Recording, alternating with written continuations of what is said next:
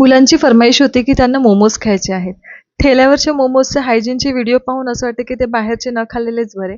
म्हणून मी काय केलं, गव्हाचं पीठ आणि मैदा मिक्स करून घरीच आपले मोमो बनवण्याचा प्रयत्न केला.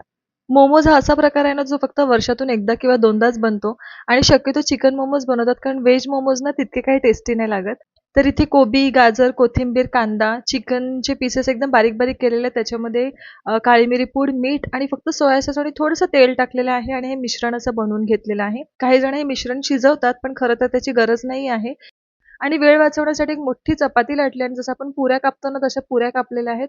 आणि मोमोज बनवण्यामध्ये मी काही अजिबात एक्सपर्ट नाही आहे. मला जसा शेप जमला ना, तसा मी बनवला. खरं तर हा व्हिडिओ मी पोस्ट पण नव्हती करणार. विचार केला, काय हा मोमोजचा शेप आहे आणि कसा हा व्हिडिओ मी पोस्ट करू? पण नंतर मी विचार केला, की ज्या माझ्या मैत्रिणींना वाटते, की मी प्रत्येक कामामध्ये परफेक्ट आहे ना, तर असं अजिबात नाही आहे. मी सुद्धा भरपूर कामामध्ये इम्परफेक्ट आहे. तर अशा प्रकारे माझे वेडेवाकडे वेगवेगळ्या शेपचे मोमोज बनवून तयार आहेत.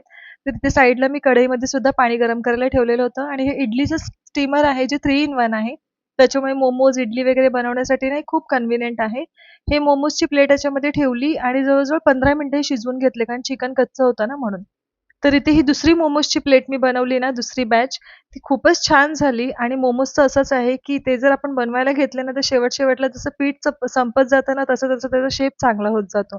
तर इथे चटणीसुद्धा मी तयार करून घेतली होती आणि मस्त अशी मोमोज बनून तयार आहेत. नुसत्या गव्हाच्या पिठाचे जर मोमोज बनवले ना, तर ते इतके काही चांगले लागत नाही. त्याच्यामध्ये थोडासा मैदा मिक्स करायचा आणि आपली मोमोजची रेसिपीसुद्धा पास आहे. चला तर मग लवकरच भेटूया एका नवीन मिनी व्लॉगमध्ये. तोपर्यंत आपली काळजी घ्या. बाय.